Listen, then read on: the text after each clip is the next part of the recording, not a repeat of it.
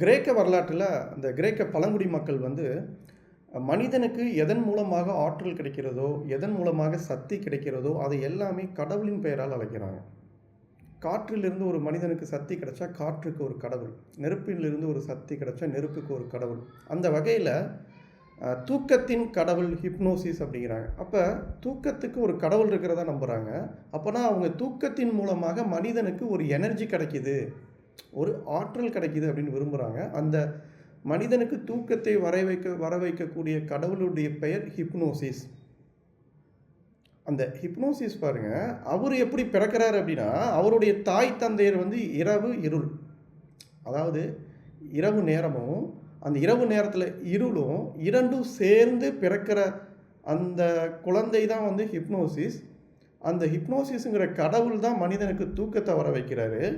இவர் எங்கே இருக்கிறாருன்னா பூமிக்கு அடியில் ஆழமாக ரொம்ப டீப்பாக இருக்கிறாரு. மனிதன் தூங்கும்போது அல்லது தூக்கத்தை வர வைக்கக்கூடிய பொறுப்பு அந்த ஹிப்னோசிஸ் அப்படிங்கிற கடவுளுக்கு சார்ந்தது. இந்த கடவுள் கதையெல்லாம் நம்ம ஓரமாக வச்சிடலாம். தூக்கத்தில் மனிதனுக்கு சக்தி கிடைக்கிது, இதை வந்து உணர்ந்திருக்கிறார். அந்த பழங்குடி மக்கள் உணர்ந்திருக்கிறாங்க. ஆனால் இப்போ இருக்கக்கூடிய மக்கள் இதை உணர்ந்திருக்கிறாங்களா? தூக்கத்தில் மனிதனுக்கு ஒரு ஆற்றல் கிடைக்கும், உங்களோட மனிதனுடைய உடலை ஆரோக்கியமாக வச்சுக்கும் அப்படிங்கிற விஷயங்கள் இப்போ இருக்கக்கூடிய நவீன நாகரிக மனிதனுக்கு தெரியுமா? ஸோ தூக்கத்தை பற்றி தான் இன்றைக்கி பார்க்க போகிறோம்.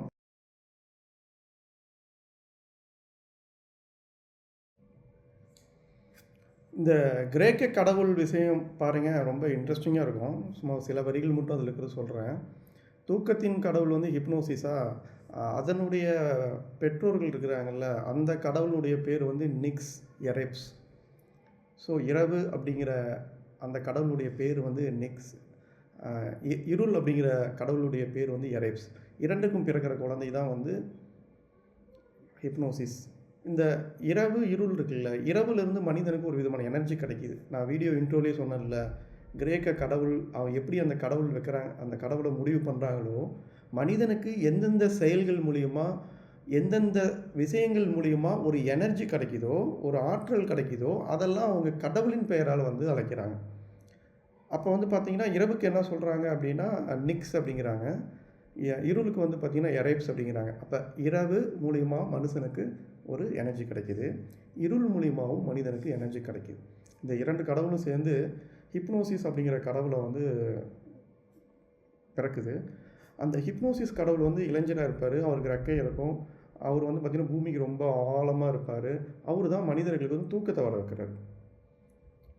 ஒருவேளை இந்த தூக்கம் மனிதனுக்கு சரியாக வரல அப்படின்னா, அந்த இரவு இருள் அப்படிங்கிறது ரெண்டு குழந்தைங்க. ஒரு குழந்தை பேர் ஹிப்னோசிஸ், இன்னொன்று குழந்தைக்கு பேர் தானோட்டோஸ். அதை நான் ப்ரொனவுன்ஸ் கரெக்டாக பண்ணுறேன்னா இல்லைன்னு தெரியல, நான் ஸ்க்ரீனில் காமிக்கிறேன்.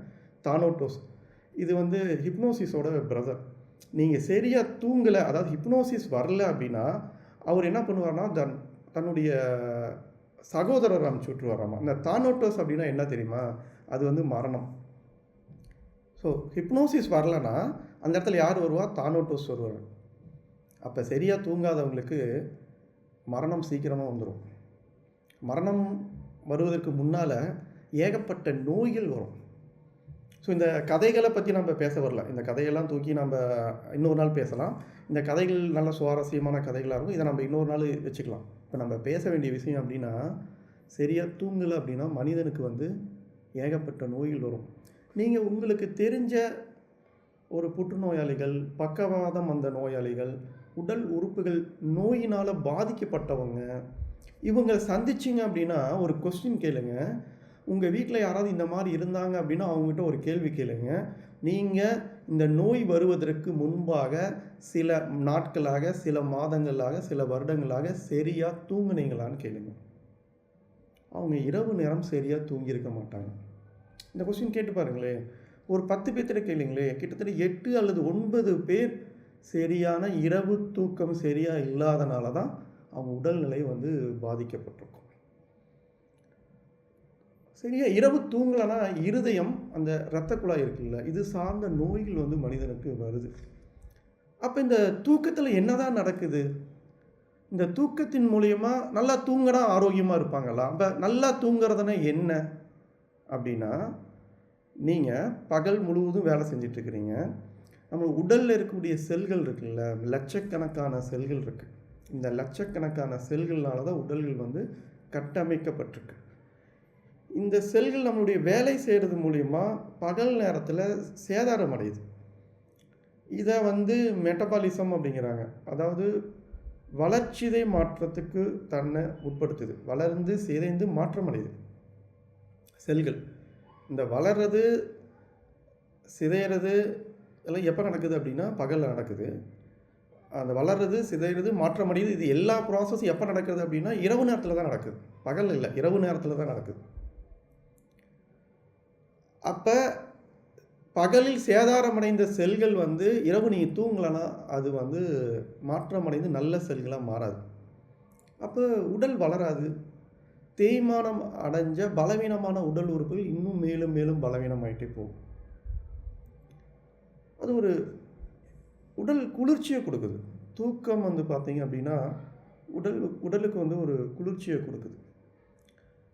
அது குறைஞ்சது எவ்வளோ நேரம் தூங்கலாம் அப்படின்னா 6 மணி நேரத்துலேருந்து 8 மணி நேரம் வரையும் சொல்கிறாங்க. இதில் ஒரு இன்ட்ரெஸ்டிங்கான விஷயம் இருக்குது. இந்த உடம்பு வந்து தன்னைத்தானே அந்த இரவு தூக்கத்தில் ஒரு குணமடையுதுன்னு நான் சொல்கிறேன்ல, இது எப்போ நடக்குது அப்படின்னா விழிப்பு நிலையில் குணமடையுது. என்னங்க இப்போ தான் வந்து தூக்கத்தில் தான் உடம்பு சரியாதுனீங்க, இப்போ விழிப்பு நிலை அப்படிங்கிறீங்களா? அதாவது விழிப்பு நிலை அப்படிங்கிறது உடல் அதாவது மனம் இருக்குல்ல, உடல் தன்னை கவனிக்கிறது. நம்மளுடைய மனம் வந்து தன் உடலை கவனிக்கிறது. இது எப்போ வரும், ஒரு மனிதனுக்கு எப்போ வரும் அப்படின்னா தூக்கத்துக்கு முந்தைய ஒரு 10 நிமிடம். அப்புறம் இன்னொரு வந்து பார்த்திங்கன்னா தூங்கி எழுந்திருக்கும் போது ஒரு 10 நிமிடத்துலேருந்து 20 நிமிடம். அந்த தூக்கத்துக்கு முந்தைய இருக்கக்கூடிய ஒரு 10 நிமிடத்துலேருந்து 20 நிமிடம் அல்லது தூங்கி எழுந்திருக்க போது 10 நிமிடத்துலேருந்து 20 நிமிடம். இது வந்து பார்த்திங்க அப்படின்னா இது மனிதனுக்கு வந்து ஒரு விழிப்பு நிலையில் விழிப்பு நிலைனா என்னென்னா மற்றது எதையுமே கவனிக்காமல் மற்றது எதையுமே சிந்திக்காமல் முழுவதுமாக தன் உடலை கவனிக்கக்கூடிய நிலை. தன் உடலை கவனிக்கிறதா விழிப்பு நிலை அப்படிங்கிறாங்க. ஒரு மனிதன் இந்த விழிப்பு நிலை வந்ததுக்கு அப்புறம் தான் ஆழ்ந்த தூக்கத்துக்கு போவாங்க.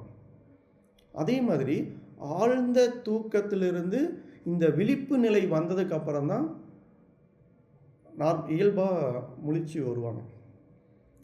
இப்போ நீங்கள் ஒரு மனிதன் தூங்கும்போது உடனடியாக தூக்கம் வராது. அந்த மனசில் இருக்கக்கூடிய அன்றைக்கி நடந்த விஷயங்கள்லாம் வந்து புரண்டு புரண்டு படுத்து அந்த எல்லாமே ஒரு கலைஞ்ச மாதிரி இருக்கும். அதையெல்லாம் ஒழுங்குபடுத்தும். அதாவது கலைந்து போன சிந்தனைகள்லாம் ஒழுங்குபடுத்தி அந்த மனதை பாதிப்படைய செய்ய வச்ச செயல்கள்லாம் அப்படியே பகலில் நடந்த விஷயங்கள்லாம் ஒழுங்குபடுத்தி சமாதானப்படுத்தி அதுக்கப்புறமேட்டு அந்த மனம் வந்து உடலை தன்னை கவனிக்க தொடங்கும். இது வந்து ஒரு 5 நிமிடத்திலிருந்து ஒரு 10 நிமிடம் தான் இருக்குங்கிறாங்க. இந்த ஒரு நிமிடம் இதுதான் விழிப்பு நிலை அப்படிங்கிறாங்க. விழிப்பு நிலை இதுக்கு நிறைய டெக்னிக்கலாக வெவ்வேறு பேர் இருக்குது. மாடர்ன் சைக்காலஜியில் ரெம்னு சொல்லுவாங்க. ஓகேங்களா? நான் வந்து ரொம்ப டெக்னிக்கலாக வார்த்தைகள் பயன்படுத்தாமல் இயல்பாக சொல்கிறேன். ஒரு விழிப்பு நிலை அப்படின்னு. விழிப்பு நிலை நான் சொல்கிற விழிப்பு நிலை அப்படிங்கிறது தூக்கத்துக்கு ஆழ்ந்த தூக்கத்துக்கு போகிறதுக்கு முந்தைய நிலை. இந்த நிலை அடைஞ்சதுக்கப்புறம் தான் மனிதன் தூங்குவான். நல்ல ஒரு ஆழ்ந்த தூக்கம், இந்த கனவுகள்லாம் வர தூக்கம், டீப் ஸ்லீப்லாம் வந்து அவன் மனுஷன் வந்து போவான். அதே மாதிரி காலையில் எழுந்திருக்கும் போது இந்த ஒரு மனிதன் வந்து விழிப்பு நிலையில் இருப்பான். அந்த ஒரு 10 நிமிடம்லேருந்து ஒரு 20 நிமிடம் வரை வந்து பார்த்திங்கன்னா கண்ணை அந்த தூக்கம் முழிக்கிறதுக்கு முன்னால் இந்த ஸ்டேஜ் மனுஷன் இருப்பான். இந்த விழிப்பு நிலையில் தன் மைண்ட் வந்து எம்டியாக இருக்கும். எந்த விதமான பழைய நினைவுகள் இல்லாமல், கவலைகள், சோகம், எதிர்பார்ப்பு, ஏக்கம் எதுவுமே இல்லாமல் இயல்பாக இருக்கும். இந்த நிலையில் வந்து ஹீலிங் ப்ராசஸ், அதாவது இந்த செல்கள் வந்து வளர்ந்து சிதையுதுன்னு பார்த்தோம்ல, அந்த வளர்ந்து சிதைந்த செல்கள் வந்து மாற்றமடையும், புதிய செல்களாக மாற்றமடையும். அல்லது மாற்றமடையாத முடியாத செல்கள் வந்து கழிவுகளாக வெளியே போயிடும், புதிய செல்கள் வந்து உருவாகும். இந்த விழிப்பு நிலையில் தான் இது. நிறைய இந்த ஆன்மீக நம்பிக்கையாளர் என்ன சொல்கிறாங்க அப்படின்னா, இதை வந்து நிறைய தியானத்துலேயும் கொண்டு வரலாம் அப்படிங்கிறாங்க. நிறைய வணக்க வழிபாடில் தியானத்துலேயும் வந்து பார்த்திங்கன்னா இந்த நிலையை தான் நம்ம மனிதன் தேடிட்டு இருக்கிறான். நிறைய ஆன்மீக தலைவர்கள், ஆன்மீக வழிகாட்டிகள்லாம் குகையில் போய் என்ன தேடினாங்க அப்படின்னா இதை தான் தேடினாங்க, அந்த விழிப்பு நிலை. அதாவது தூக்கத்துக்கு முந்தைய நிலை, தன்னை மறந்த நிலை, தன் உடலை கவனிக்கும் நிலை. தன்னை மறக்கிறது அப்படின்னா அந்த தன்னுடைய உடலில் வந்து நினைக்கிறது, மற்ற எல்லா விஷயங்களையும் மறக்கிறது, தன்னை சுற்றி இருக்கக்கூடிய எல்லா விஷயத்தையும் மறந்து தன்னை ஒரு ஆழ்ந்த நிலைக்கு போகிறது. ஸோ நம்ம இப்போ என்ன, உங்களுக்கு இப்போ ஏதாவது கவலை இருக்குது, சோகம் இருக்குது, நீங்கள் ஏதாவது ஒரு விஷயத்துலேருந்து வெளியில் வரணும்னு நினச்சிங்க அப்படின்னா அந்த காலையில் தூங்கி எழுந்திருக்கிறீங்களா, அது ரொம்ப ஒரு கோல்டன் டைம். அந்த தூங்கி முழிப்பு வந்தவுடன் அல்லது வருவதற்கு முன்னால் அந்த ஒரு 10 நிமிடத்துலேருந்து 20 நிமிடம் அமைதியாக உட்கார்ந்தோ அல்லது அமைதியாக படுத்திருந்தோ எந்த விதமான மனதை காயப்படுத்தக்கூடிய சிந்தனைகள் வராமல் பார்த்துக்குங்க. ஏன்னா மனசு அப்படிங்கிறது உங்களுக்கு எம்டியாக இருக்குது, காலையில் எம்டியாக இருக்குது. அது இனிமே தான் வந்து பழைய நினைவுகள், அதாவது பழைய நினைவுகள் மூலயமாக அது வந்து ஃபுல்லாக போகுது, எம்டி வந்து ஃபுல்லாக போகுது. அப்போ நீங்கள் காலையில் எழுந்திருக்கும் போது அந்த அமைதியாக படுத்திருந்து முடிஞ்சால் அது ப்ரேயர் பண்ணுறது, நல்ல எண்ணங்களை நினைக்க முயற்சி பண்ணுறது, அல்லது எதுவுமே நினைக்காம தன் உடலை கவனிக்கிறது, உள்ளங்கையை பார்க்குறது, இப்படி அமைதியாக நீங்கள் அந்த காலையில் நேரம் அந்த விழிப்பு நிலையில் மனதில் எந்த விதமான சோகம், கவலை, துக்கம், ஏக்கம் இல்லாமல் இருந்தீங்க அப்படின்னா உங்களுக்கு இந்த நாட்பட்ட பிரச்சனைகள்லாம் குணமாகும். ஆக்சுவலாக இந்த ஹிப்னோ தெரப்பின்னு சொல்லுவாங்க. இந்த ஹிப்னோ தெரப்பிலையும் இந்த ஸ்டேஜுக்கு தான் கூட்டிகிட்டு போகிறாங்க, விழிப்பு நிலைக்கு. நீங்கள் ஆழ்ந்த தூக்கத்துக்கு போக மாட்டீங்க, உங்களை நீங்கள் கவனிப்பீங்க. உங்களை சுற்றி இருக்கக்கூடிய விஷயங்களை வந்து மறந்துடுவீங்க. அதுதான் ஹிப்னோசிஸ். நான் அந்த வீடியோ என்ட்ரியில் சொன்ன மாதிரி அந்த ஹிப்னோசிஸ் தான் வந்து பார்த்தீங்கன்னா உங்களுக்கு உடலை வந்து குணப்படுத்துது. அப்போ தூங்கலைன்னா, இந்த ப்ராசஸ் நடக்கலைன்னா என்ன ஆகும் அப்படின்னா அவங்களுக்கு வந்து செல்கள் வந்து பலவீனமாகும். பலவீனமான செல்களுக்கு ரத்த ஓட்டம் சரியாக போகாது. ரத்த ஓட்டம் சரியாக போகலன்னா அந்த இடத்துல கட்டி வரும். இதை நம்முடைய மரபில் என்ன சொல்லுவாங்க, தூக்கம் இல்லாட்டி பாடி வந்து வெப்பமாகும். உடல் வெப்பமாச்சு அப்படின்னா உடலில் கட்டிகள் வரும். அப்போ தூக்கம் வந்து குளிர்ச்சியை கொடுக்கக்கூடியது. இது என்னுடைய அனுபவத்தில் சொல்கிறேன். இது வந்து அந்த ஆழ்ந்த தூக்கம் அப்படிங்கிறதுல நீங்கள் ஒரு நாள் 2 நாள் சரியாக தூங்காமல் இருக்கிறீங்கள, இந்த விழிப்பு நிலையை மட்டும் நீங்கள் எப்படி ப்ராக்டிஸ் பண்ணணும், எப்படி பயிற்சி எடுக்கணும்னு தெரிஞ்சுக்கிட்டீங்க அப்படின்னா 1 நாள் 2 நாள் சரியாக தூங்கலைனா கூட அந்த 10 நிமிடம் 20 நிமிடம் தூக்கம் இருக்குல்ல, தூக்கம் இல்லை, அந்த ஒரு விழிப்பு நிலை இருக்குல்ல, எதையும் நினைக்காத விழிப்பு நிலை இருக்குல்ல, உடலை கவனிக்கிற விழிப்பு நிலை, அந்த நிலையில் அமைதியாக கைகாலை நீட்டி நேராக படுத்திருந்தீங்க அப்படின்னா நீங்கள் 1 நாள் 2 நாள் தூங்காத எனர்ஜி வந்து அந்த குறிப்பிட்ட நேரத்தில் வந்துடும். அந்த ஒரு 10 நிமிட தூக்கத்தில் நீங்கள் வந்து கொண்டு வந்துடலாம். அப்போ ஒரு சராசரியான தூக்கம் வந்து 6 to 8ங்கிறாங்க. ஆனால் அந்த சராசரி அப்படிங்கிறத விட அந்த குவாலிட்டி ஆஃப் ஸ்லீப் இருக்குல்ல, தூக்கத்தின் தரம், இந்த தூக்கத்தின் முந்தைய நிலை, அந்த தூங்கி எழுந்திருக்கும் போது அந்த இருக்கக்கூடிய விழிப்பு நிலை, இதுதான் முடிவு பண்ணுது. நீங்கள் இந்த விழிப்பு நிலையை அடையாமல் ஆழ்ந்த தூக்கத்துக்கு போயிட்டீங்கனாலோ, அல்லது இந்த காலையில் எழுந்திருக்கும் போது அந்த உடலை கவனித்து தன் நிலையை மனது அறிஞ்சு விழிப்பு நிலைக்கு போகாமல் சடனாக முழிச்சிட்டிங்க அப்படின்னாலோ அந்த குவாலிட்டி ஆஃப் ஸ்லீப் வந்து பாதிக்கப்படும். ஸோ பல நாள் தூங்கலை அப்படின்னாலும் ஒரு 10 நிமிட தூக்கத்தில் அந்த எனர்ஜியை மீட்டு கொண்டு வந்துடலாம். நான் சொல்கிறத வந்து ஒரு மெடிக்கல் அட்வைஸாக எடுத்துக்காதீங்க. ஏன்னா இது வந்து நிறைய இந்த மாதிரி சித்தர்கள், ஒரு ஆன்மீக தலைவர்கள், ஆன்மீக வழிகாட்டிகள்லாம் பண்ணியிருக்கிறாங்க அப்படின்னு ஒரு தகவலாக தான் நான் ஷேர் பண்ணுறேனே தவிர இது ஒரு மெடிக்கல் அட்வைஸ் கிடையாது. நான் யூடியூப்பில் வீடியோலாம் வந்து மெடிக்கல் அட்வைஸ் வந்து வழங்க முடியாது. மற்றபடி தூக்கத்துக்கு முக்கியத்துவம் கொடுங்க. நம்ம இந்த வீடியோவில் சொல்ல வர விஷயம் அப்படி தான். நீங்கள் வந்து உங்களுக்கு எதாவது நோய் இருக்குது அப்படின்னா தூங்குங்க. அந்த தூக்கத்தில் குவாலிட்டியை இன்க்ரீஸ் பண்ணுங்கள். அந்த டார்க் ரூம், இருளில் தூங்குங்க. அந்த இருள் இரவு, அந்த நேரத்தில் தான் அந்த ஹிப்னோசிஸை கொண்டு வர முடியும், அந்த தூக்கத்தை கொண்டு வர முடியும். நீங்கள் அதுக்கு ஆல்டர்னேட்டிவாக வேறு எதையுமே பண்ண முடியாது. நான் தூங்க மாட்டேன், எனக்கு வந்து இரவு நான் தூங்க மாட்டேன், எனக்கு வேறு நோய் குணமாகனா அது நீங்கள் அதுக்கு ஆல்டர்னேட்டிவாக நீங்கள் தூக்கத்துக்கு ஆல்டர்னேட்டிவ் எதுவுமே இல்லை, இதுவரையும் இல்லை. நோய் தான், தூக்கத்துக்கு ஆல்டர்னேட்டிவ் நோய் தான், டேமேஜ். அது இப்போ இருக்கக்கூடிய காலகட்டத்தில் இரவு தூங்குறாங்க அப்படிங்கிறதே, இரவு தூங்குறாங்களான்னு தெரியல. சராசரியாக இரவு உணவு வந்து 9-10 மணி தாண்டிருச்சு. நைட் நல்லா தூங்குனீங்களான்னு யார்ட்டையாவது கேட்டு பாருங்க. நல்லா தூங்குனேங்க அப்படிம்பாங்க. எத்தனை மணிக்கு படுத்தீங்கன்னா 2 மணிக்கு படுத்தேங்கம்பாங்க, 3 மணிக்கு படுத்தேம்பாங்க. அந்த டிஜிட்டல் ஸ்க்ரீன் இருக்குல்ல, அந்த ஸ்க்ரோலிங் இருக்குல்ல, செல்ஃபோனை பார்த்து அவன் ஸ்க்ரோலிங் பண்ணிக்கிட்டே இருக்கிறான். 2-3 மணிக்கு தான் தூங்குறான். அப்போ வந்து சராசரி ஆயுள் காலம் வந்து குறையுது. நான் அந்த ஏற்கனவே வீடியோவில் சொன்ன மாதிரி நீங்கள் சரியாக தூங்கலை அப்படின்னா, ஹிப்னோசிஸோட பிரதர் இருக்கிறார்ல தானோட்டோஸா, அவர் மரணம், டெத்து, அவர் சீக்கிரம் வந்துடுவார். அப்போ நீங்கள் வந்து உடம்பு ஆரோக்கியமாக இருக்கணும், உங்களுக்கு மெடிக்கல் செலவெல்லாம் குறையணும் அப்படின்னா தூக்கத்துக்கு இம்பார்ட்டன்ட் கொடுங்க. நீங்கள் ஏதாவது உடம்புல மேஜரான சர்ஜரி பண்ணுறீங்க, அல்லது நான் வந்து உடம்பு எனக்கு என்ன நோய் குணமாக மாட்டேங்குது அப்படின்னா முதல்ல வந்து தூங்கி எழுந்துருங்க. அது எத்தனை நாளில் சரியாகும் அப்படின்லாம் சொல்ல வரல. முதல் தூங்குங்க. இரவு நேரத்தில் ஆழ்ந்த தூக்கத்துக்கு முக்கியத்துவம் கொடுங்க. அந்த பிளேஸை வந்து டார்க் ரூமாக வச்சுக்கோங்க.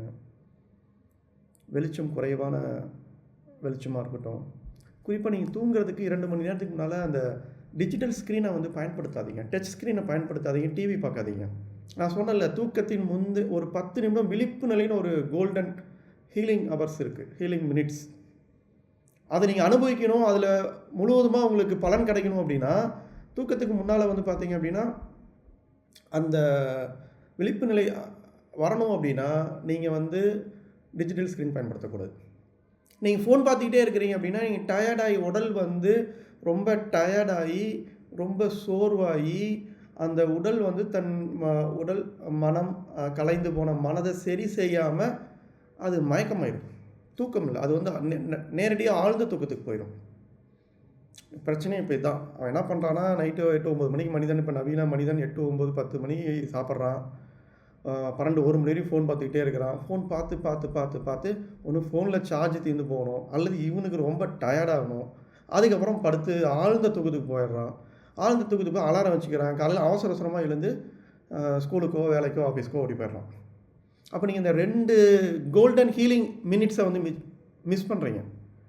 அந்த விழிப்பு நிலைன்னு சொல்லக்கூடிய தூக்கத்துக்கு முந்தைய உடல் தன்னைத்தானே சரி செய்யக்கூடிய நிலையை வந்து மிஸ் பண்ணுறீங்க. அப்போ மனுஷனுக்கு உடம்புல எங்கேயாவது கட்டி வருது, ஒரு ஸ்ட்ரோக் வருது, நோய் வருது. அதுக்கு ஆல்டர்னேட்டிவாக என்ன பண்ணுறான், ஏதாவது இது எப்படி இதனால் வந்துச்சு, எனக்கு எந்த நோய் வந்துச்சு, அந்த நோய் வந்துச்சான்னு சொல்லி அவன் நோயின்னு அப்படியே தனக்கு நோய் வந்ததாக தீவிரம் நம்ப ஆரம்பித்து தூக்கத்தை பற்றி மறந்துடுறான். ஸோ அந்த அதிகாலை ரொம்ப முக்கியம். தூக்கத்துக்கு முன்னால் இருக்கக்கூடிய நேரம் ரொம்ப முக்கியம். இப்போ இதை குழந்தைங்களுக்கெல்லாம் சொல்லிக் கொடுங்க. இரவு வந்து தூங்கணும், தூக்கம் தான் வந்து ரொம்ப முக்கியம், தூங்கினா தான் நம்ம ஆரோக்கியமாக இருக்க முடியும். இரவு நேரத்தில் அந்த செல்ஃபோன், டிவி இதெல்லாம் பார்க்குறத அவாய்ட் பண்ணிடுங்க. நான் கொஞ்சம் அட்வைஸ் பண்ணுற மாதிரி தான் வருது. நான் அட்வைஸே பண்ணக்கூடாதுன்னு தான் இந்த வீடியோ எடுத்தேன். பட் அது வந்துடுது, அட்வைஸு வந்துடுது. ஸோ நான் சொல்ல வர்றது, தூக்கம் அப்படிங்கிறது, ஹிப்னோசிஸ் அப்படிங்கிறது உங்கள் உடலையும் மனதையும் சரி செய்யுது.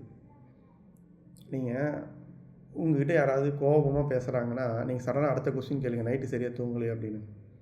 இந்த மன அழுத்தத்தில் இருப்பாங்கல்ல, அவங்ககிட்ட ஒரு கொஸ்டின் கேளுங்க, நீங்கள் சரியாக தூங்கலையா அப்படின்னு.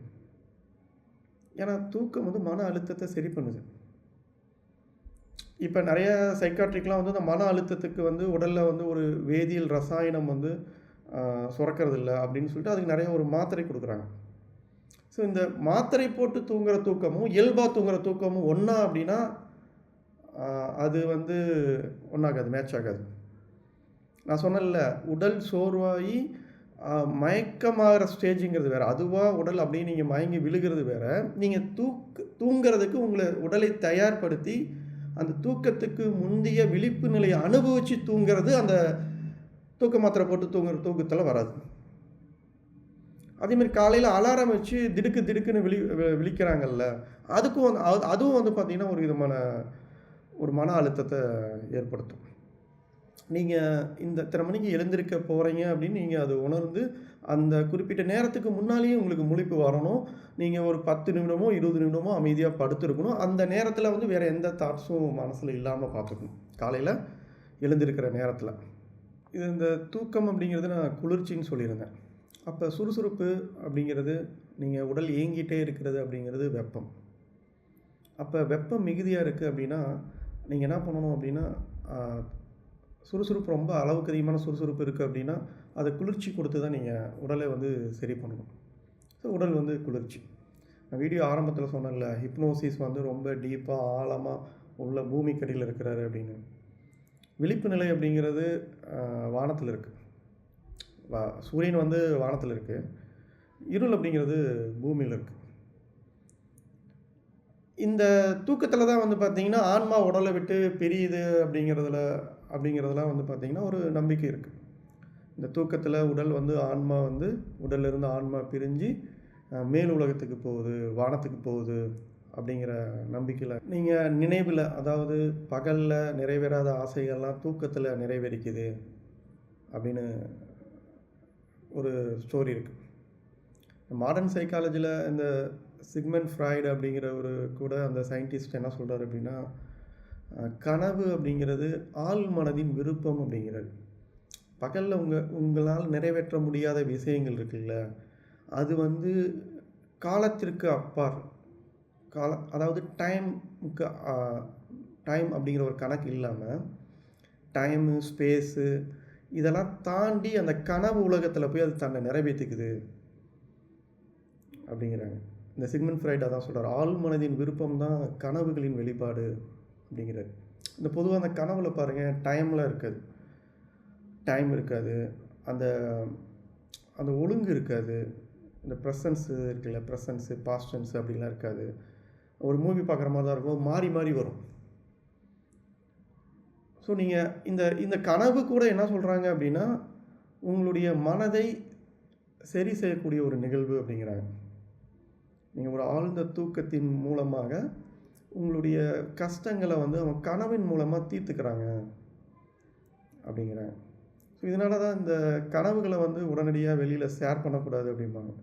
கெட்ட கனவுகளை வந்து வெளியில் ஷேர் பண்ணக்கூடாது. ஏன் நீங்கள் வெளியில் ஷேர் பண்ணக்கூடாதுன்னா, அதை உங்களுக்கு ஒரு கனவு வருது, ஒரு தீய விஷயங்கள் கனவுல நடக்குது, அந்த கனவு வெளியில் சொல்கிறீங்க, வெளியில் சொல்ல அது இன்னும் ஆள் மனசில் பதியுது, திரும்ப அந்த கனவு அடுத்த நாள் வரும். நீங்கள் என்ன வாய் விட்டு சொல்கிறீங்களோ அதுதான் உங்கள் மனசில் பதிவாகுது. ஸோ நான் நிறைய வீடியோவில் சொல்லியிருப்பேன், மனசு அப்படிங்கிறது பழைய நிகழ்வுகளின் தொகுப்பு, பாஸ்ட் எக்ஸ்பீரியன்ஸ் கலெக்ஷன் தான் மைண்டு. அப்போ காலையில் மனசு எம்டியாக இருக்கா, மனம் வந்து எம்டியாக மனசு வந்து உருவாகுது. நீங்கள் ஒரு கெட்ட கனவு வந்துச்சுன்னா அதை வெளியே சொல்லக்கூடாதுல்ல, அது வெளியே ஷேர் பண்ணுறீங்க அப்படின்னா மனசு என்ன ஆகுது, மறுபடியும் வந்து அந்த கனவு வந்து நீங்கள் வாய் விட்டு சொல்கிறது மூலிமா மறுபடியும் அது ஒரு நிகழ்வாக மாறுது. அந்த நிகழ்வாக மாறி மனசில் மறுபடியும் பதிவாகுது. இப்போ எங்கள் வீட்டில் வந்து பார்த்திங்கன்னா குழந்தைங்களுக்கு வந்து ஒரு கனவு வரும், கனவுல பேய் கனவு வந்துச்சு அப்படின்னா அந்த கனவு வந்து அவங்க சொல்ல ட்ரை பண்ணுவாங்க குழந்தைங்க. எனக்கு கனவுல அந்த மாதிரிலாம் ஒரு திகில் கனவு வந்துச்சு. நம்ம அதை அந்த கனவை வந்து குழந்தைங்க வாய் விட்டு சொல்ல அனுமதிக்கக்கூடாது, அதை அப்படியே விட்டுடணும். சரிம்மா விடுமா பரவாயில்லன்னு சொல்லி அந்த குழந்தைகிட்ட வேறு ஏதாவது ஒரு ஜாலியான விஷயங்களை பேசி அந்த குழந்தையுடைய அந்த திகிலான கனவு விஷயத்தை வந்து மறக்கடிச்சிடணும். ஏன்னா அந்த குழந்தைங்க அந்த கனவை வாய் விட்டு சொல்ல நல்லா கவனிச்சிக்கிங்க, அந்த தூங்கி எழுந்திருக்க போதக்கூடிய முதல் விழிப்பு நிலை ரொம்ப முக்கியமான நிலைன்னு சொல்லியிருக்கிறேன். அந்த நேரத்தில் என்ன நினைக்கிறீங்களோ ஆள் மனசில் அப்படியே போய் பதியும். அது வந்து உங்களுடைய அந்த நாள் செயல்களில் அது நிறைய வெளிப்படும்.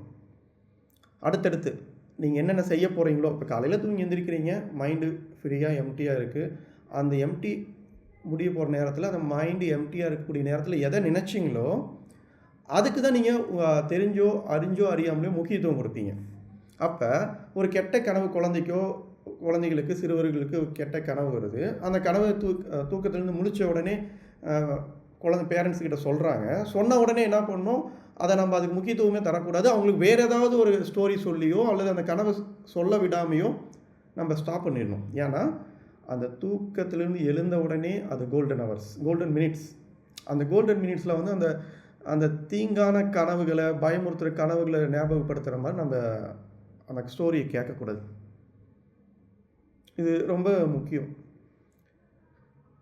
இந்த கிரேக்கமாக இருக்கட்டும், அல்லது தமிழ் மரபு மருத்துவமாக இருக்கட்டும், அல்லது அரேபியன் ஹிஸ்ட்ரியாக இருக்கட்டும், அல்லது வந்து சீன ஹிஸ்ட்ரியில் அந்த கனவுகளுக்கெல்லாம் நிறைய விளக்கம் சொல்லுவாங்க. நான் இது இன்னொரு நாள் வீடியோவில் இதை பற்றி பேசுகிறேன். இது வீடியோ ரொம்ப லென்த்தாக போகுது. ஸோ நான் என்னுடைய நோக்கம் வந்து தூக்கத்துக்கு ஒரு முக்கியத்துவம் கொடுங்க. தூங்காதனால நிறைய நோய்கள் வருது. நிறைய இப்போ இருக்கக்கூடிய நீங்கள் உங்களுக்கு அருகில் இருக்கக்கூடிய புற்றுநோயாளிகளை கேட்டு பாருங்கள், சரியாக தூங்கியிருக்க மாட்டாங்க. முதுமை ஆக ஆக வயது ஆக ஆக வந்து அவங்க முதுமையில் வந்து தூக்கம் குறைஞ்சிரும். ஏன் குறையுது? அவங்களுக்கு நிறைய மெமரி ஸ்டோரேஜ் ஆயிடுது. நடந்த சம்பவங்கள், நடக்கக்கூடிய நிகழ்வுகள், நிறைய வருடங்கள் இந்த பூமியில் வாழ்ந்துட்டாங்க.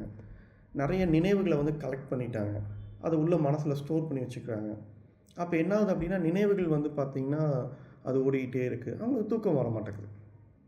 குழந்தைங்க பாருங்கள், குழந்தைங்களே அப்போ தான் நினைவுகள் எதுவுமே இருக்காது. அந்த குழந்தைகள் வந்து பார்த்திங்கன்னா ரொம்ப நேரம் தூங்குவாங்க. அந்த தூக்கத்தில் தான் உடம்பு வளருதுன்னு நான் சொல்கிறேன். உடல் ஆரோக்கியமாக இருக்கும் அப்படின்னு சொல்கிறேன். இதை நீங்கள் நல்லா புரிஞ்சுக்கணும். நல்ல எக்ஸாம்பிள் அப்படின்னா குழந்தைகள் தான். குழந்தைங்க பாருங்கள், சீக்கிரமாக நல்லா வேகமாக வளருவாங்க. ஏன்னா அவங்க ரொம்ப நேரம் தூங்குறாங்க.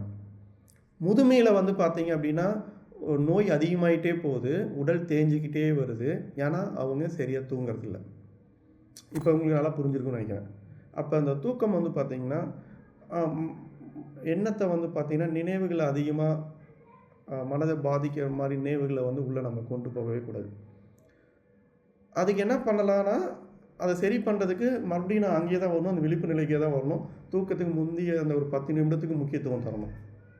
அதே மாதிரி தூங்கி எழுந்திருக்க போது அந்த 10 நிமிடத்துலேருந்து 20 நிமிடத்துக்கு முக்கியத்துவம் தரணும்.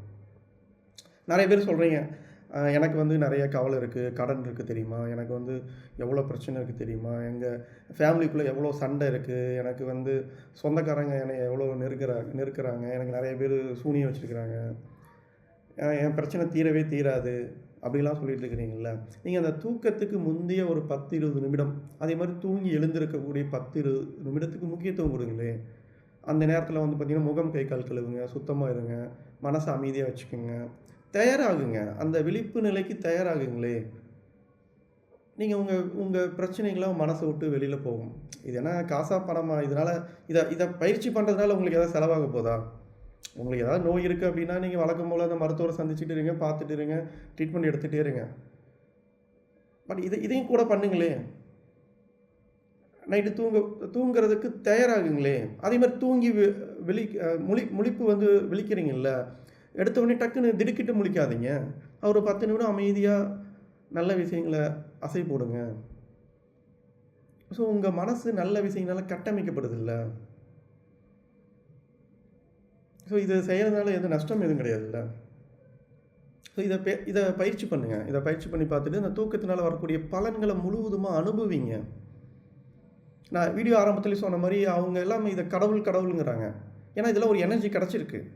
இது கடவுளா அப்படிங்கிறதெல்லாம் நம்ம இன்னொரு விஷயம் வச்சுக்கலாம். அது கடவுளுக்கு கொடுக்குற அருளா அப்படிங்கிறதெல்லாம் நம்ம இன்னொரு விஷயமா டீப்பாக நம்ம அந்த கிரேக்க கடவுள்களை பற்றி நம்ம நிறைய பேசலாம். இந்த தகவல் உங்களுக்கு கிரேக்க கடவுள்களை பற்றி நிறையா தகவல் தேவைப்பட்டுச்சுன்னா கமெண்டில் சொல்லுங்கள். நான் அதை தொடர்ந்து அப்புறம் பேசலாம். நாம் தெரிஞ்சுக்க வேண்டியது என்ன அப்படின்னா, மனிதன் வந்து தூக்கத்தின் மூலியமாக ஒரு ஆரோக்கியத்தை மேம்படுத்த முடியும், மன அழுத்தத்தை குறைக்க முடியும், உடல் எடையை சீராக்க முடியும், இரத்த அழுத்தத்தை சீராக்க முடியும். ஸோ இன்னொரு 2 விஷயம் சொல்லிவிட்டு இந்த வீடியோவை முடிச்சுக்கிறேன். வீடியோ லென்த்தியாக தான் போகுது. நான் ஜஸ்ட் இது வியூஸ் வரணும், ஷார்ட்டாக போடணும், நிறைய பேர் பார்க்கணும் அப்படிங்கிறதுக்கோசரம் அந்த வீடியோ போடல.